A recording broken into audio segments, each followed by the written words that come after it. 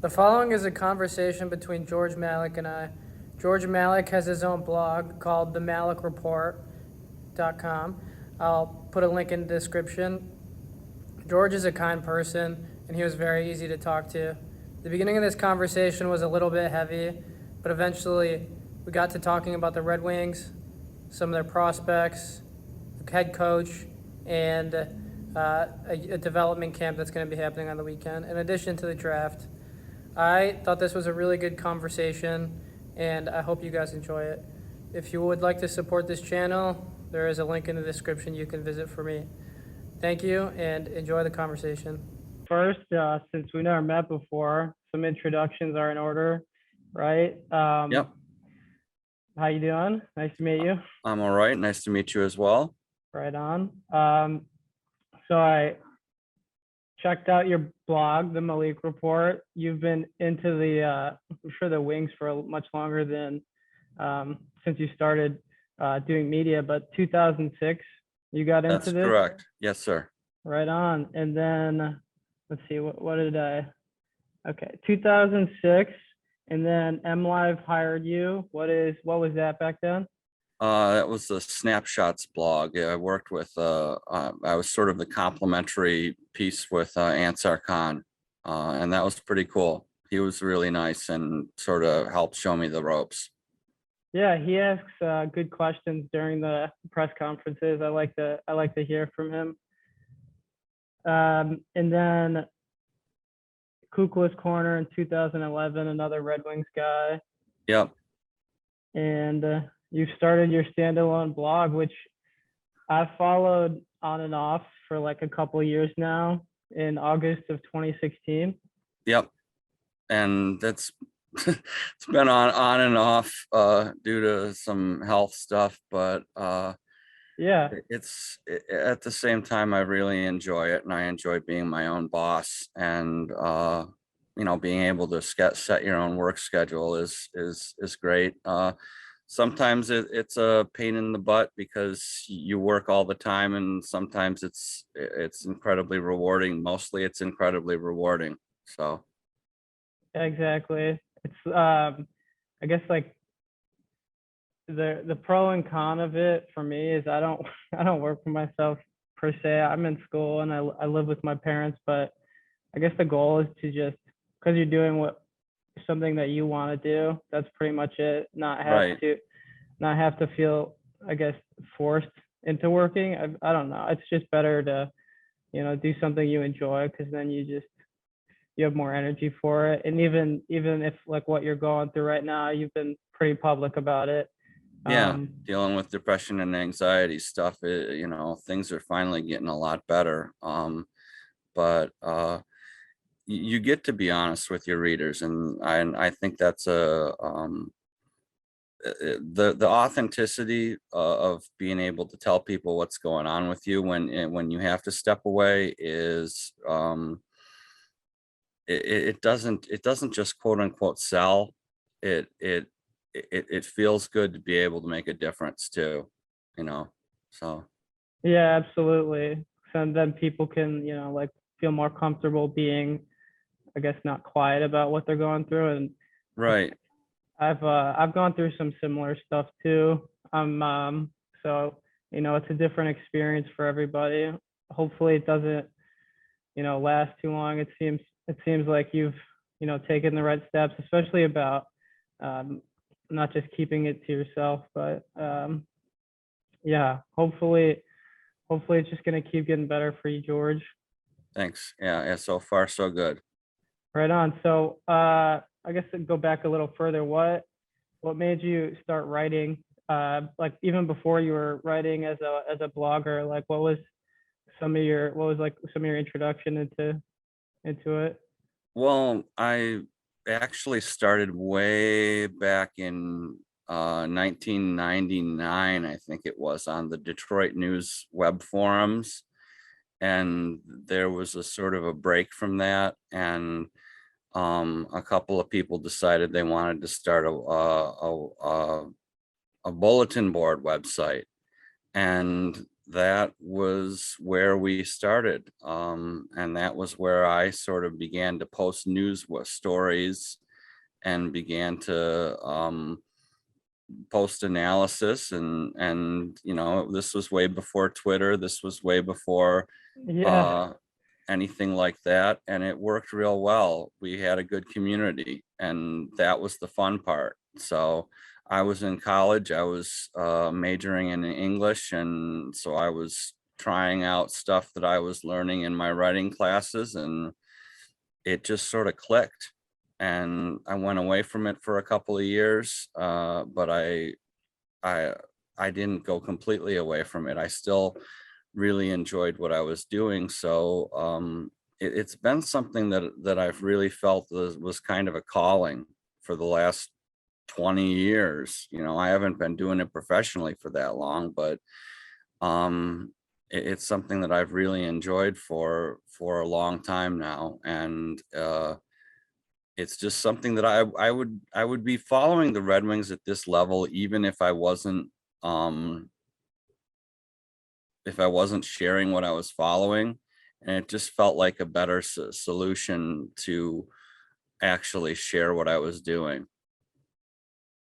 1999. That's That's a long time ago, probably before you were born. no, that was the year after I was born. Actually, I'm 1998, Okay. but pretty much I wasn't really conscious until like 2 years ago. So, Me too. Me too. um, what that's fascinating. Did you was it like kind of like like the wild west, even thinking about doing something online? Like, It was pretty Was different. Google invented at that time? When Oh, did Google start? Google didn't start until 98 or 99. And it was very different. You didn't get any alerts as to when news stuff was published. It was really hard to find things, but you could. A lot of refreshing pages, hitting the refresh button and sort of waiting to see what would happen. And there was a lot less. To some extent, I think it was better in a way because there was less chatter, but obviously there was no way to express your opinion unless you went and started a website or had somebody start one for you, Mm-hmm. and you were with a limited audience. So you were just sort of floating out there, and there were lots of different communities. And if by happenstance or luck somebody found you, they would latch on. Um, but it worked. We found a way, so it was And it was yeah, cool. that was I guess to go to the Red Wings, that was kind of in between the height Yeah, of pretty incredible time to be a fan of hockey and of the end of Detroit. Just what was that like? it was amazing because I was a late blooming fan, but I started following hockey when I was about 13. And the Red Wing, that was the rookie year for Nicholas Lidstrom and Vladimir Konstantinov. That was just after Sergei Fedorov had come into the league. And watching that team come together, especially under Scotty Bowman, and watching the team build into a superpower was really remarkable. It was a lot of fun, and I think that one of the reasons I still do what I do is that I want people who have only seen the Red Wings struggle and only heard about the Stanley Cups to get back to that level again. I even if it's in a different manner. Um, it was an exciting time, and hopefully it will be an exciting time again. There's a lot of a lot of good things going on in Detroit right now, just not just for the Red Wings. So I'm um I'm I'm seeing where everyone's seeing some progress in the right direction. So okay, you said you were a late blooming fan. Does that mean you personally weren't a player growing up? I was a soccer player growing up, Oh, no but shit. but I was a big kid from about the age of 12 on. I just sort of blossomed into this 6 foot tall, 250-pound behemoth of a guy. Oh shoot, And yeah. so my job even in soccer was to push people around, to sort of be that physical force. And that sort of translated well to hockey, where Hmm. you need players that are willing to do the dirty work. And I was more than willing to do the dirty work. But I had a friend who said, you should really start watching hockey. There's this Russian guy named Sergei Fedorov, and he's really good. And I started watching hockey, and there was this Russian guy named Sergei Fedorov, and he was really good.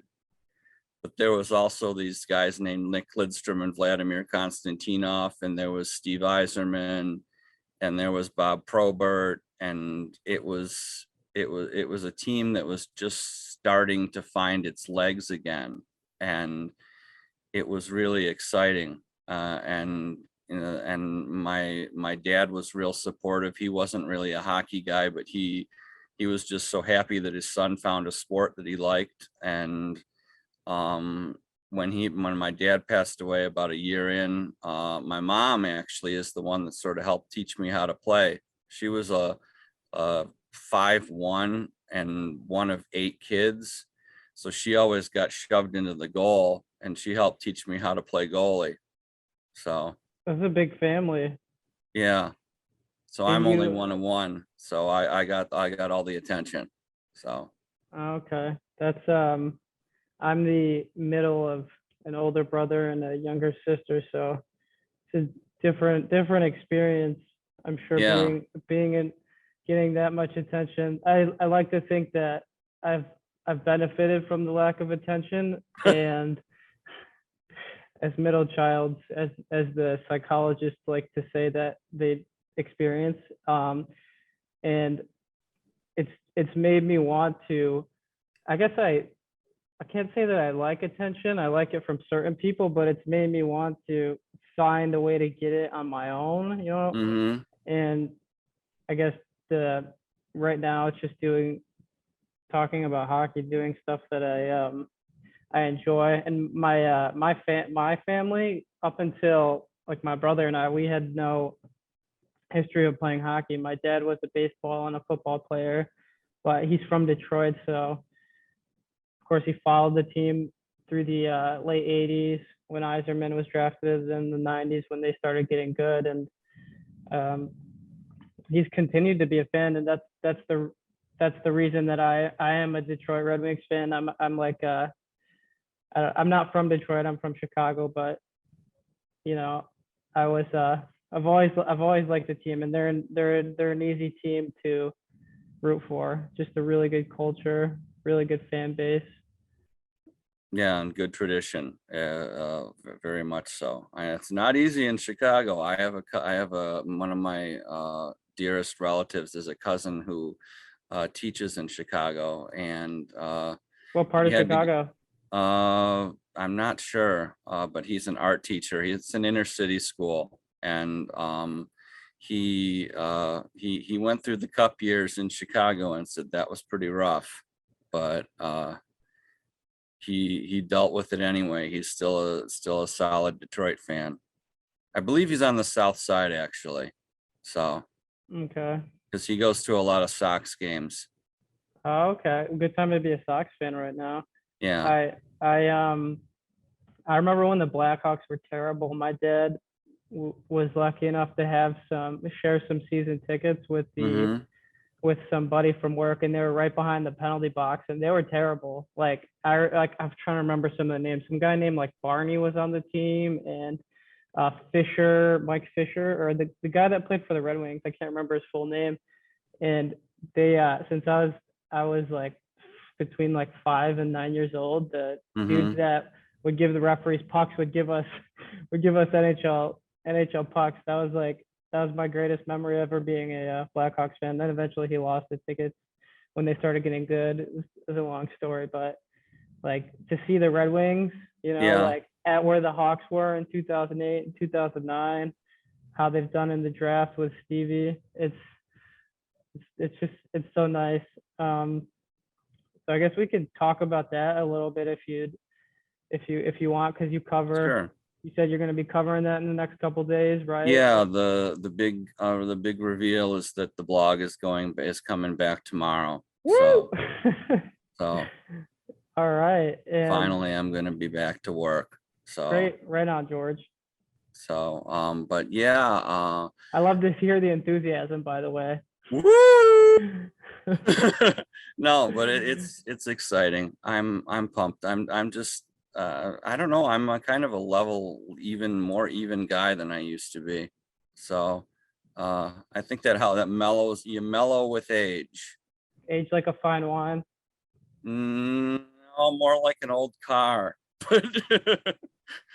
Like a nice old muscle car since you're 6 foot, 200 pounds.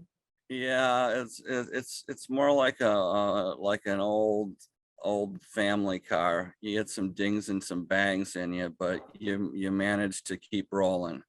The old family station wagon. Yeah, Yeah, it had lots of good memories on that in that vehicle. yeah. Okay, so the draft is tomorrow. Yes, sir. It's July 6th, 6:30 to 8:30. I don't know which time zone that is in Montreal. Right. It's going to be on, I believe it's going to be, the first round is going to be on ESPN, and the second round through seventh rounds are going to be on the NHL network in the US. Yeah. So, And it's not the deepest draft. That's what the analysts are saying, the Canadian ones at least. And so who knows the lottery is. The lottery just 1 and 2 now, or is it the first 3 picks? it's just 1 and 2 now. But you can still move up, move down based upon who wins those picks. Yeah, And would have been nice if that was the case in 2019. yeah, I guess they got Lucas, so whatever. That was 2020, actually. Excuse me. yeah, they got Lucas. In 19 it was Mo. Yeah. All right. So you wanna what do you think is gonna happen? What maybe the first couple picks, and then you can say who you want for the who you think the Red Wings might get. It's an always a impossible crapshoot guess. it's always a crapshoot with Steve Yzerman. You never really know what he's thinking, and he likes it that way. So it's sort of like the Vatican, and the Pope, where there's Well, either where they select the Pope, and you either get the white smoke or the black smoke coming out of the Vatican, and they let you know whether they've decided or not. But that's about it. That's about all you get from the Red Wings these days. It's no, go ahead. I think you said yesterday, I'm trying to answer your question, Art, without actually answering the question. So I'm not going to answer the question. Right. Exactly. So, but I think Montreal has some interesting picks. They're deciding whether they want Slafkovsky or Wright, because they're looking for either this big power forward winger or a smaller elite center, and that's not necessarily an easy pick. But I think they're going to go with Wright, and I don't think it's going to be that hard a decision. There are some other teams that, especially Ottawa, which is right in front of Detroit, that are considering moving their picks, which is going to be interesting in case some guys slide down. And, with the unpredictability of the draft, the guys can definitely slide down. But I think the Red Wings are going to stand pat, and I think they're going to take a forward. My gut feeling is that they're either going to go with, and I know that everybody's saying Lekkerimäki from Sweden, from your garden, but I think it might be Matt Savoie or Connor Geekie from Winnipeg. Just because those have just been the guys that my gut feeling is that the team is leaning toward, because you'd get a good forward. Savoie is real small at 5'9", by today's NHL standards. No offense to the guys who are 5'9", you're fine, no worries. But 5'7". yeah, no worries. But by NHL I'm standards, deeply offended. hey, I've got I'm Only 5'11" joking. on a bad day. So Yeah. anyway, but and then Geeky is a much bigger player, but I think that Savoie has some intangibles that I'm really intrigued by. Anybody who gets him is going to get a good player.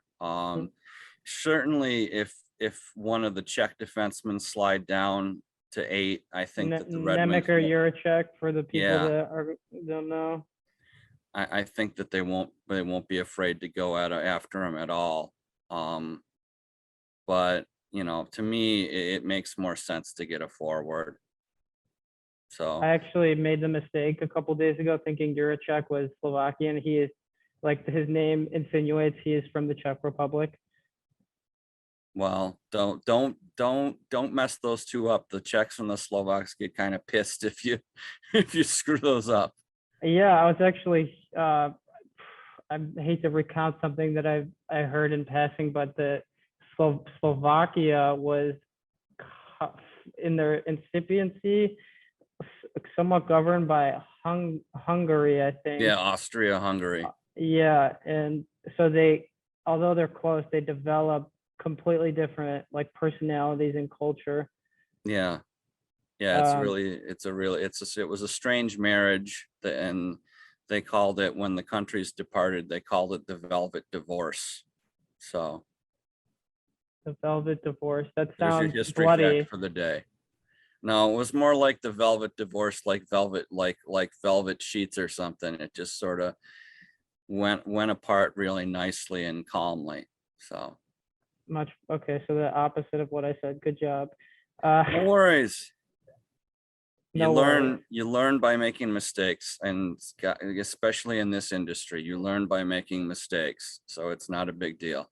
Exactly. Okay, so you think Lack that everybody is saying is probably not, at least not who you want. You're considering Matt Savoie, who is Canadian. I can't think of the team he plays for. He might They're have played both for from the Winnipeg, the Boy Winnipeg Fighting Ice. Saints. He is 5'9", but he's really fast. He's gritty. He kind of reminds me of Braden Point. Would not mind having him on the team. I've heard Connor Geeky, same team apparently. I think he's like 6'4", 210. Yeah, he's the sort of the deluxe version of Savoie, but he's not quite as fast and doesn't seem to have the same intangibles. Now, okay, 5'9", you're right, is the NHL's changing. There's not as many, obviously the fights are going down, more penalties are being called at like a players like Cole Caulfield, Alex DeBrincat, who knows what's going to happen with him in the next couple or before July 13th. Yeah, he might get traded. Yeah, maybe to New Jersey or Philadelphia, who knows? But he's excellent. He in the past, like, I forget what the stat was, like, let's just say 150 games. He's averaging like a goal every 2.17 games. It's excellent. And so the size isn't necessarily important for me. It's more so getting the position you want. And Juracek and Nemec are interesting because they're both right-handed defensemen. Nemec Right. 6 foot. I think Juracek he's a bigger guy and he's got a lot of offensive skill. I was just looking at Corey Proman's athletic article from like 7 hours ago, and he actually has Slavkovsky #1 and Juracek #2 going to the Devils. I forget who #3 was, but he had Wright going to the Kraken. Wow. Which to me is the Canadians have Nick Suzuki at Rem Petlik at center.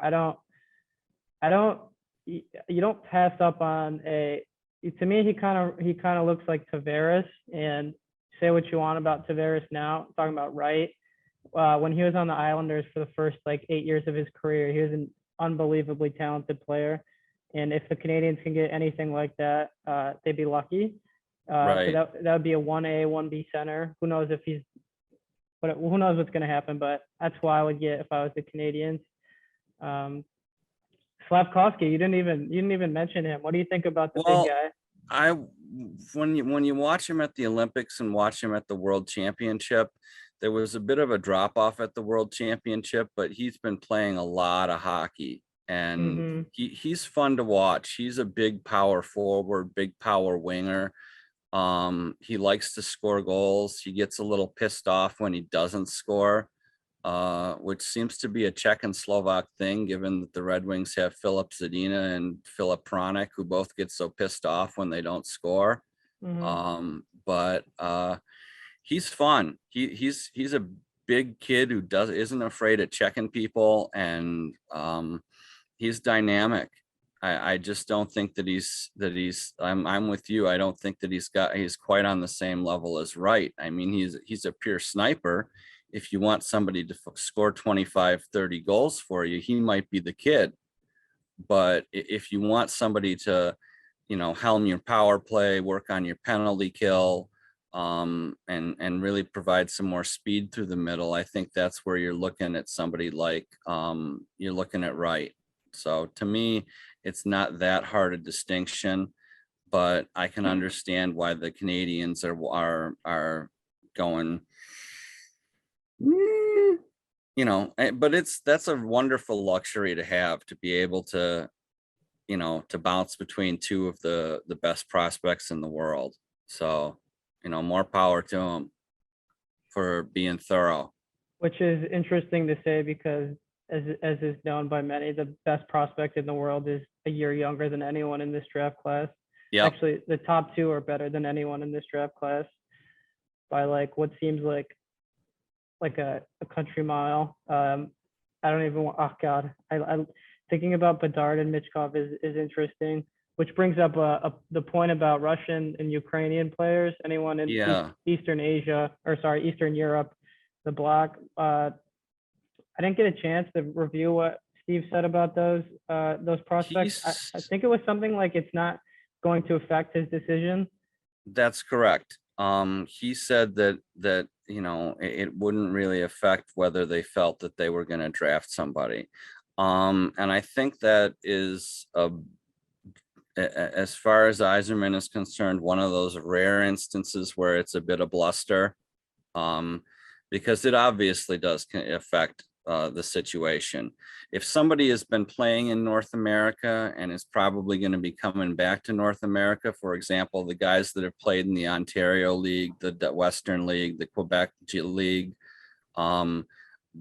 that's a safer pick than somebody whose rights are owned by a Russian team. Because exactly, if you look at the Ivan Fedotov situation, the kid who want to share that story.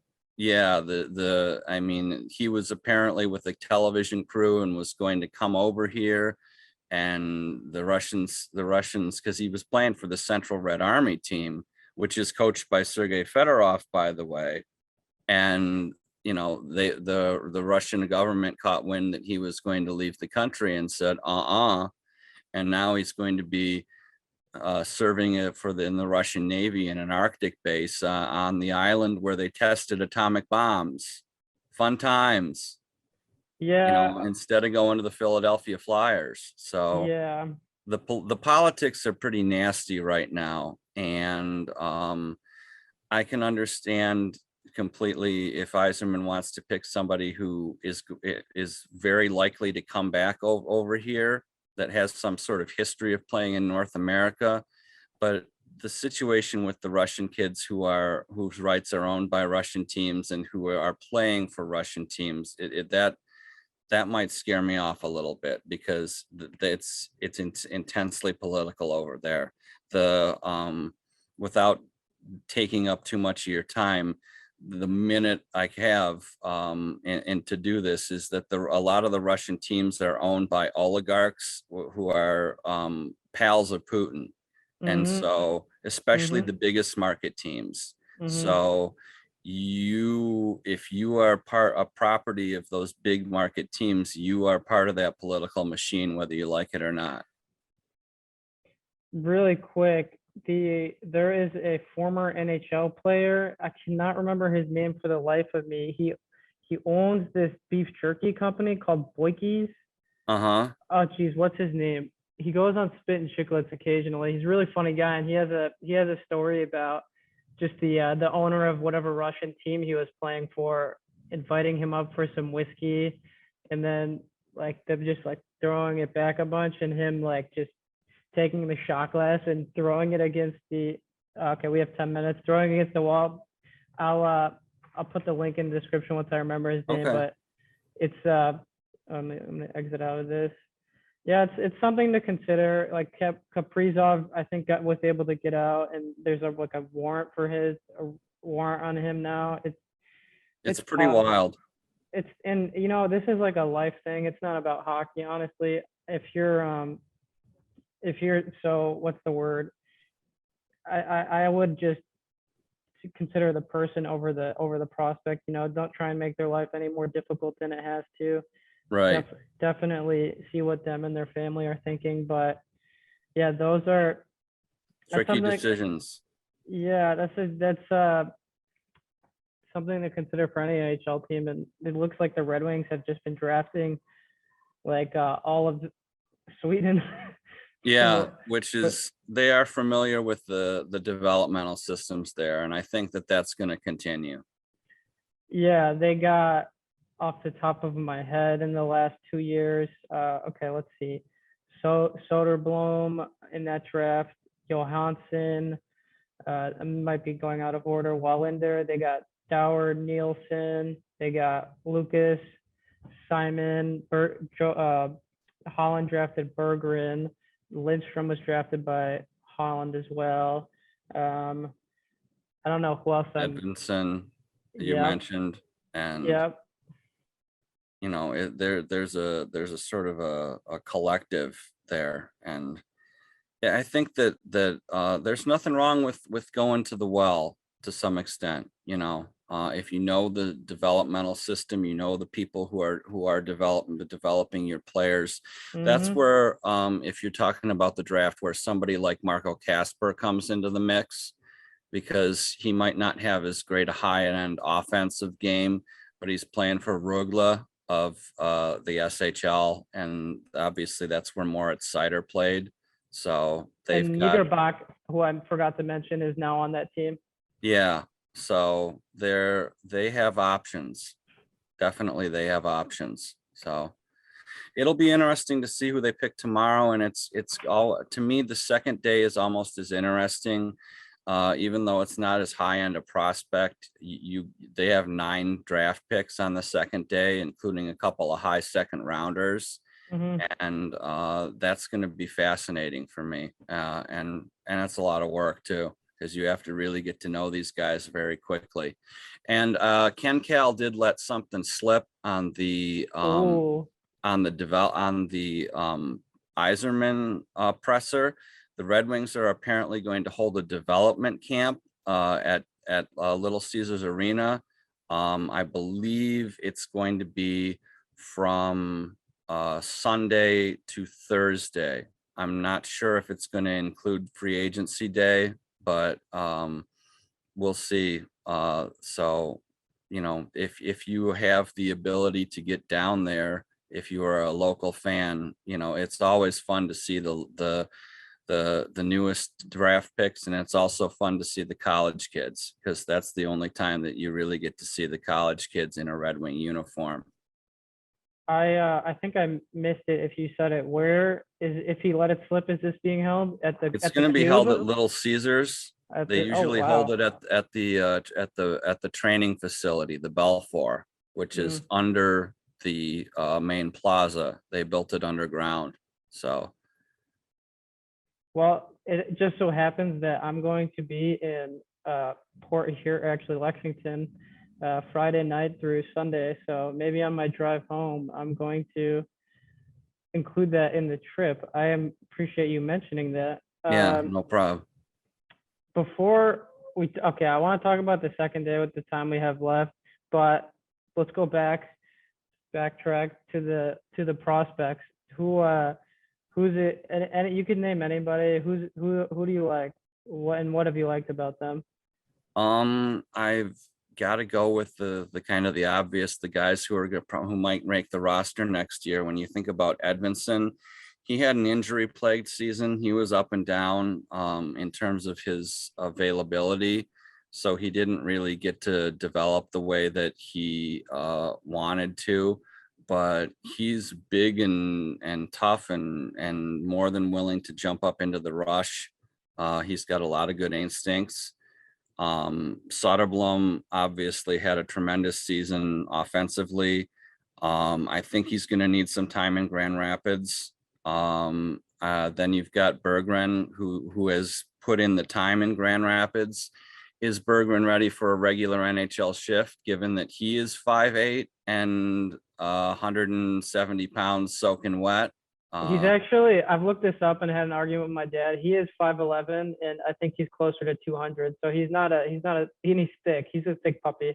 Well, that's good to hear. So yeah, he's put on a lot. Yeah, he has put on a ton of weight over I will say that when I met Berggren at a prospect camp, he was maybe 150 pounds, and to see him as the player that he is now, he's put in the work. So no complaints there. Elite Prospects has him at 5'11", 194. So yeah, like you said, he's putting in the work. He did it in the SHL for Skellefteå. He had a great season, 2021, and then in GR, the rookie record in assists. I don't know if it was in points, but he's an amazing passer. And to get somebody with those kind of playmaking skills, if he can hack it in sort of a how do I want to describe it, a Pius Suter mode, except with a little better passing skills and better mobility, then that's an asset, whether it's on center or the wing. So yeah, a lot of and then Albert Johansson, I want to hear what you think about him and how you view his play and who it compares to. I think he looks like a lot like Quinn Hughes. To me, and I'm going to date myself, he looks exactly like his father did, Roger Johansson. And that there is some Hughes in there. I don't know, and I don't think that he has this as high end there, but the way that he rags the puck up the ice, the confidence with which that he plays with the puck, and the smart plays that he makes, I can see your comparison, and I think it's valid. So I just don't know if that's the top end, but there are flashes. There are always flashes, and that's fun to see.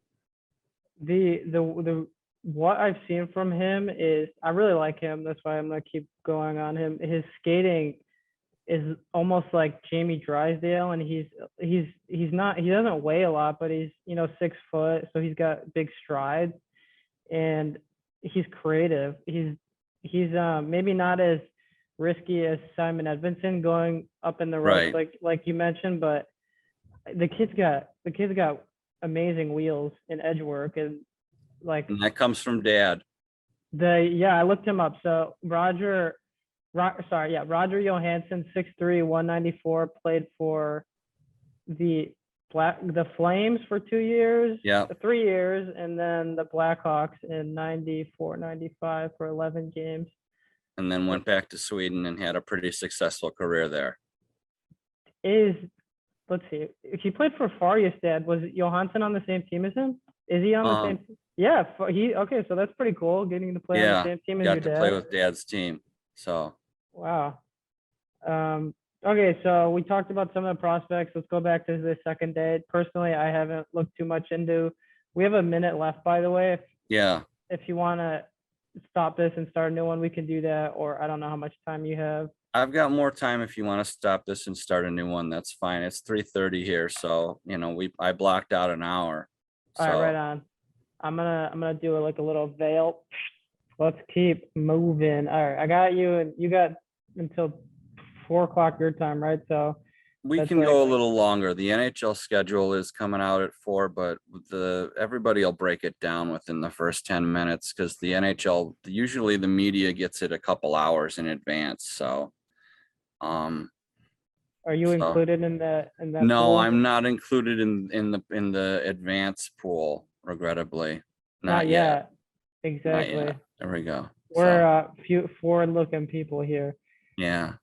Okay, so we were just about to talk about some people we might see on the second day.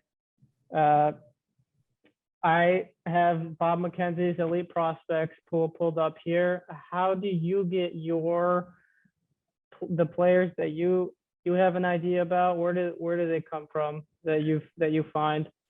I go with Bob too. Bob McKenzie, Craig Button, sometimes elite prospects if I can use it. And I'm FC Hockey, Future Considerations Hockey. I'm a subscriber to them, so those are the guys that I work with. Generally speaking, you have to excuse me if my screen goes a little dark for a minute. I'm just looking up stuff right now. You look Um, the exact same. Second day is tricky. I think that because, and I can only speak to myself, what I have learned about the Red Wings is that they're probably not going to draft the guys that you expect them to. And sometimes that's okay. They really they can go off the board, which is fine. Again, I can understand why. But they really have their list and they stick to their list as opposed to the list that we're particularly interested in. Now, obviously, on the second day with the Red Wings having two relatively high second round picks, you get interested in the guys that might slip out of the first round. Looking at Craig Button's list, I can say, Jagger Firkus, Rutger McGrody, Luca Del Beluz, Lane Great, Hudson. great name.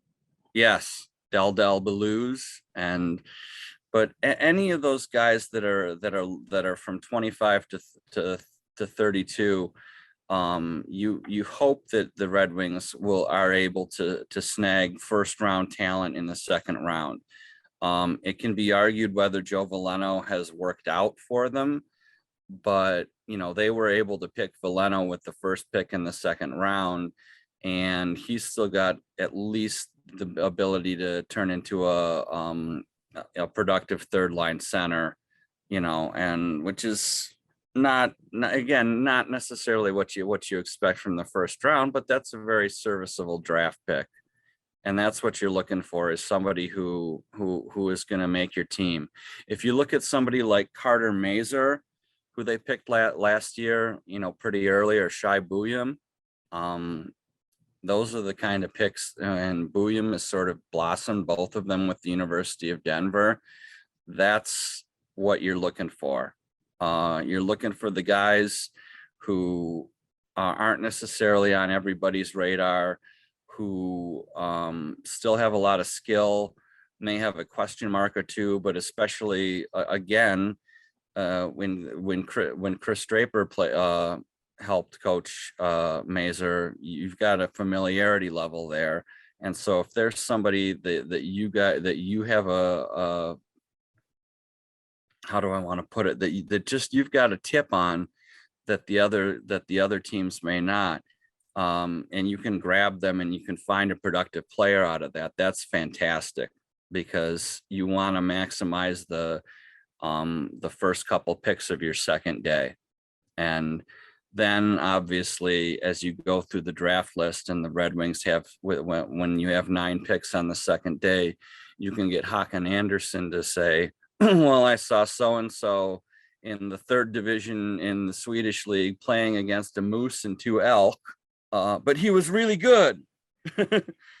And you can pick that guy, and he might be the next Liam Dower Nilsson or the next Thomas Holmstrom, so Exactly. that's Like, where you can really go off the board. And and find those players that you have a gut feeling about. But I trust the Red Wings scouting staff. They've generally done a very good job. Obviously, it only speaks for a short term, but the Chris Draper regime has been a lot more productive than the Tyler Wright regime. The last couple of years of Ken Holland weren't the greatest years for the Red Wings draft wise. But now they seem to be getting back on track. And then there's the hard thing to admit, which is you get these 9 or 10 prospects, you get very excited about them. You see a good chunk of them at the development camp, and the sky is the limit. And regrettably, the truth of the matter is that not all of them are going to pan out. So I don't mean to be a Debbie Downer the day before the draft to the day of the draft itself, but not everybody is going to make it. And these is especially at a 17 and 18-year-old draft. I think this is what Yzerman was trying to get at yesterday, is that it's not like college football or college basketball, where you get these polished prospects coming out of a 3 or 4 year program. There's a lot of guesswork, and the physical development, the mental development, and the hockey development, those things have to intersect for a player to truly become an NHL player, and they have to intersect at the same time. So all those developmental lines have to hit the same spot at the same time, and it doesn't always happen. Ideally, you get somebody like up the lineup, you get somebody like Elmer Soderblom, who he got big, but he was always somebody who was relative, who didn't have the yeah. And you get somebody who fills out and has a really good season and comes over ready to work, and or you get, like you said, Berggren. Berggren was a really great example. Somebody who was maybe 150 pounds soaking wet with his equipment on, and he has his growth spurt in a different sort of way, and bulks up as much as he goes vertical, and really develops into this elite passer. Down the lineup, you have to draft down the lineup as well. You want to look at a support player. I'll give you an example like Giovanni Smith, who the Red Wings weren't really sure where he was going to be, and he had this really great season with I think it was Guelph. I'm fairly certain it was Guelph, and he pardon me, he developed into this player that had a little bit of offense, but had a lot of snarl to him. And he's still somebody who you look at, and if he can calm down some of his penalty taking, because he tends to be a bit of a reactionary guy, he's going to be a really good third, fourth line player. You were correct. It was Guelph and Kitchener Rangers. Yeah, the last season was Kitchener. That was on the tip of my tongue. The last season was Kitchener, and he just really blossomed. And then somebody who's running out of room development wise, I was pretty high on Chase Pearson. Somebody who takes the guys who take the college route, they don't have as much developmental runway coming out of, because they're 23, 24. But if they're able to make the jump and become a serviceable player, again, down the lineup, you're looking at your 4, 5, 6 defensemen, you're looking at your third and fourth line forwards.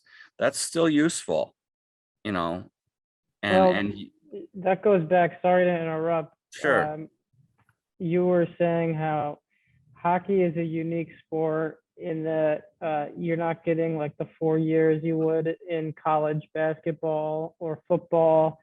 And especially after the second round, right? The first round is usually reserved for players who you have a feeling are going to be NHL ready in the nearer future. And so second round players, third round, fourth, and so on, you have to be taking into consideration like how they're going to develop, what kind of traits they have that might be good in the future. Like what is their future potential? And so you look at things like frame, how are they going to fill in? Like you said, work ethic, like Soderblom worked really hard, Berggren worked really hard. Like mentally, what kind of a person they are as a young adult. Those are all things you look at. At least that's what I would think, especially if it's they're kind of, it's like throwing darts on the board. Like Yeah. my dad says, just you're not going to hit. You're going to be maybe batting between 200, 300, and a good GM career. That's Correct. That's pretty good. And so, just being realistic about players in that sense. And I'm gonna go back to Veleno really quick. He was acquired in the Thomas Tatar trade to the Vegas Knights, and so he was 31st overall, first rounder. Let's give him his credit. Okay, there we go. End of the first round during the Vegas Knights' first year, so there were 31 teams. There we go. Exactly. Okay, so yeah, that begs the question. So second to seventh round, what kind of traits do you think general managers in general are looking at and are asking them in interviews if they're doing that? Aside from just how they are as a hockey player, what do you think some of the criteria are to be, in terms of risk assessment that make you a little bit more, likely to want them and have them on your radar? Well, aside from the I guess what you call the gotcha questions, there are obviously the questions that you want. What kind of animal would you want to be? Those questions to sort of to break the ice. You want to know about their work ethic. You want to know how often they're in the gym in the summertime. You want to know if they work with skill development coaches on their own time. What do they do to develop their skills? Because the draft is the start. The draft is the beginning of the process of becoming an NHL player. But so much of drafting and developing comes down to player development. Now, the Red Wings haven't had a development camp in a couple of years, and it's really important because they give these guys prescriptions, so to speak. They say, okay, here's your fitness testing baselines. Here's where we think you need to work out. Here's where we think you need to develop your skills. Here are your strengths and your weaknesses. Here's diet. Here's sleep. Here are all these tools for you to work with. But then you have to have the player that's willing to work with those tools and to work with the criticism that they're going to get. It's constructive criticism, mind you, but that's, you're looking for somebody who is willing to improve, and you're looking for somebody who is a self-improver, or if they're not a self-improver, who has a support system around them that will allow them to improve. If you go back to the top of the draft and you look at Lucas Raymond's mom is a nutritionist. Mm-hmm. If you look at the bottom of the draft, somebody who doesn't necessarily have a lot of potential right now, but is surrounded with great potential, Oscar Plandowski, just got traded from Cape Breton to Drummondville the other day. Oscar Plandowski's mom is a skating skills coach. Oscar Plandowski's dad is the director of player scouting, amateur scouting for the Arizona Coyotes. You want somebody who has a good system around them. So that's what you're looking for. You're looking for somebody who either is one of those players that says, I can do this, I will take these prescriptions and I will learn, or you want somebody who says, I come from this background where I have learned to take the criticism I've learned to develop my skills, and I come from a pedigree that is professional in nature. Yes, and that can establish a sense of credibility, like we see, and we'll get to Lalonde in a second. Hopefully, Sure. he talked about, for him, his career in life, starting in Ferris State, I think, it was somewhere wherever he was in 2004, and so on. His objective is just to be the best at where he's at, and Right. if something comes along and he's ready, and to take the next step forward, that's what he's going to do, and so. You're taking a risk on these players, but like you said, in these development camps, and it's been tricky because of COVID in the last couple of years. That's when you can finally get your hands on the players, so to speak, and see what they're capable of. Start giving them advice, start grooming them into the role they need to be, getting to know them better. And so, you covered like a player like Lucas Raymond, who's got the family. His mom is a dietitian. She's pretty jacked. I looked at her Instagram.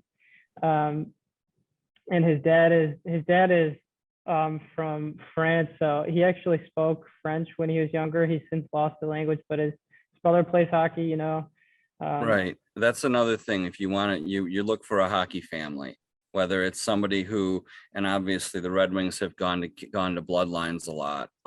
Whether there's somebody whose dad was a pro, mom was a pro. In this day and age, it doesn't really matter as much. If somebody comes from a professional athlete's background, if somebody comes from a background where there's a competitive professions, frankly, the hockey stuff is the most important. But when they come from a background where mom and dad have busted their asses off, and where again, there's a familiarity to the organization. That's where somebody played for Little Caesars, somebody played for Honey Baked, somebody played for Bell Tire growing up. Then the Red Wings might have seen them more. And that's where you get that edge in the scouting development part of the aspect. And that's a luxury to know about a player. And let's give credit to the players who are also independent, and they started playing hockey for who knows what reason, and they didn't have the best support. I'll go to like a different sport, like let's say in the UFC, like Francis Ngannou. He started fighting, first of all, because he's naturally gifted and physically, but to make some money. And the way he did it is he had to like escape where he was living at. Like he's got an incredible story, learn a new language. Like in hockey is such a cool sport because these, like Sider coming to America for the first time, not for the first time, but like, moving to Detroit, Lucas moving to Detroit at such a young age. It's, they have to be extremely mature. And like, if I'm talking to players, I gotta know that like they're invested. And I think the most important thing is like, do they truly love the game? What reason are you, why are you a hockey player? Like, what are you trying to accomplish? And like listening to Lucas talk, he has such a desire to win, and he's won before. And like Lalonde said that, Steve said that, but it's a process. You don't know what, like a player like Chase Pearson, you don't know if his runway is kind of done, or if he's going to just change the type of player he needs to be to get a spot down the lineup, like Giovanni Smith is. Maybe it takes less. Maybe like Giovanni needs to start taking less penalties, or he's got some skill. Become like a Sammy Blais kind of player, or like Pat Maroon. There's room.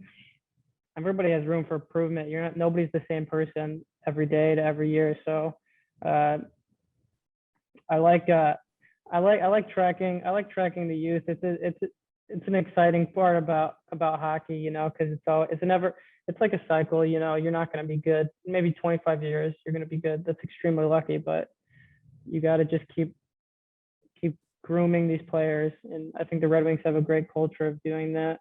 And they have Uh, a great culture of instilling inner drive or finding people who are, as you suggest, are driven to improve, you know. That's really important. So you want to move on to Lalonde before we run out of oh, time here. yeah, And yeah. let's talk about the coach. I don't think I think that, I mean, he's not a radical departure from Jeff Blashill. They're buddies, right? They both went to Ferris State for a bit as assistant coaches. So they come from the same coaching tree there. And they also have USIHL experience, Lalone with the Green Bay Gamblers. I believe 2011 to Blashill, 2014. right. And Blashill was, I think, the Indianapolis Ice, I want to say. I looked that But up while you continue. anyway, so they've got some intersecting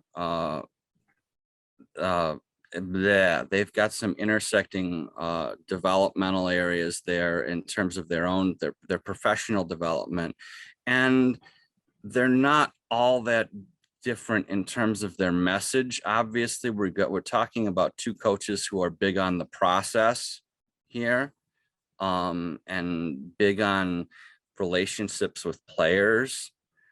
But I think that although, pardon me, the schedule came out. So Breaking news. yeah, the 2022-23 schedule is out as of 4:01 p.m. Eastern Daylight Time, 3:01 p.m. your time. Anyway, the message isn't all that different, but I think that it's important to have a different voice. And what Lalonde brings, in addition to a lot of credibility from being part of three Stanley Cup runs with the Tampa Bay Lightning, is he's a little more self-depreciating. There's a little more Sense of humor. yeah, there's a little more of a sense of humor, and there's Blash kind of tightened up in the years that he was with Detroit. He was a lot more easygoing when he started out It was a tough than he 7 was. years he was there. Yeah, that's a long time, and people do change, and it's not a bad thing, not a good thing. It's just a thing. It's something that you observe, and Blash definitely sort of became more professional, but it wasn't necessarily the greatest thing in the world. His rough edges were part of what made him really great. And I think the losing wore him down as much as it wore everybody else down. And eventually you're going to get tuned out if you're not improving. And so the Red Wings had to find a new voice. They didn't find a radical departure, but they found somebody who is going to bring similar qualities, but is also going to bring a different approach. And that's important, in my opinion. What do you think? I have gotten a vibe of well, he certainly seems charismatic. The way that he looks at people, he interviewed Brad Galley, Ken Cal, the whole entire press conference. He's, I think the thing that was funny, again, sense of humor. I'm speaking in like a story terms, but I like the way he addresses people. That's the first thing I noticed when he was recounting his time in Tampa. You know, they were really successful, and he was just focused on being the best coach that he could be at the time, and he was content with staying there. He said he was hoping Yzerman might call him. He thought he might, but if that didn't happen, you know, he was fine with where he was at. And what that tells me is, so you spoke about Blashill, you know, maybe tightening up a little bit. What Lalonde's message tells me is that he is not somebody who's going to be concerned so much with where the team is at and why they aren't where he wants them to be. He's just focused on, you know, doing the best work he can do at the given time. And it's a great time to enter the team for that reason. It's kind of at the growing stage. He said there's some factors. So I like that part about him. He seems like a stable person. He seems like he's got a great personality. He's spoken to his best trait being, I forget if Ansar Khan asked him or maybe it was Max Boltman, what is his best trait? And it's communications. Everybody that's talked about him, from what I've heard, has funny stories, from playing wiffle ball to like making fun of his look, and he's He just runs with it. himself.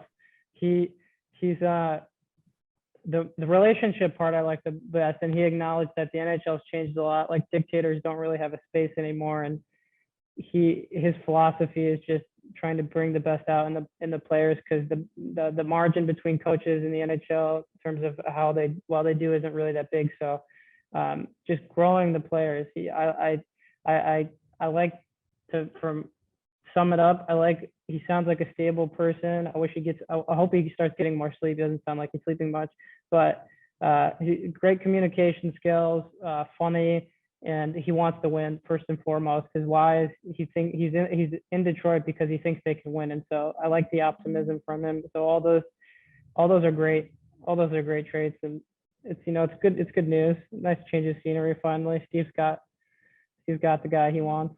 Yeah, and that as much as anything is exciting, that the general manager has who he wants, that everything is the only hole in the organization right now is the director of player development, because Horkoff was brought up to be the assistant general manager, and I think that between Cleary and his staff, the Red Wings have a couple of very good people working in the player development department. I think the next consequential hires, besides the player development, obviously, are the assistant coach who takes care of the defense. We're going to definitely see, in my opinion, somebody who is NHL veteran there. It just makes sense. If you've got Tanguay on one shoulder of Lalonde, then you should have somebody who's a little more experienced on the other. Doug Huda, to his credit, got hired by the Islanders today as an assistant coach. Snaps for him. So Lane Lambert has his assistant now, and the Red Wings need a goaltending coach. And I guess if we were gonna talk about one more topic, I think the goaltending is going to be really interesting, because the Red Wings, they stuck with Bratstrom. Even though he had a very subpar season in Grand Rapids, they re-signed him. Caden Fulcher, they got the Svedberg or Hellberg. No, Hellberg is going to be a free agent. I don't know if he's going to be coming back. Okay, so he's a non-roster player. Yeah, he is. So right now, it's kind of iffy if Hellberg comes back. They signed UC Olkinura. I know I'm butchering that. I'm sorry, Finnish friends. That sounded pretty good. But the out of Finland, he was the MVP at the World Championship. And Kosa obviously is going to be coming to the AHL, but they need a backup. They needed 1B for Nedeljkovic. Because Greiser he's gone, so he's out. Likely. Yeah, it could be. So they got in their system the 31-year-old Finn you just mentioned, Victor Bratstrom. So Kosa, UC, and Bratstrom are the only ones that are signed through the season, but Caden Fulcher and Philip Larson are both RFAs with the team. And I don't even know if they're going to get qualified. I mean, Larson bounced around from he was with Denver, and then he was with the Walleye for a while. He had some stomach issues. It was nausea, I believe. He got over that, but then he went back to Sweden and he bounced around like a ping pong ball. And he's going to be playing in the Allsvenskan, which is their second league, the sort of the Swedish AHL. So yeah, don't know about that one. And Fulcher, is he going to be looking for another opportunity? We'll see. So there's some depth that's going to be tested there, and obviously the goaltending market is really good from a secondary perspective. But on the free agent front, but the question is who's going to be the right fit, and I don't have a good answer to that right now. Yep.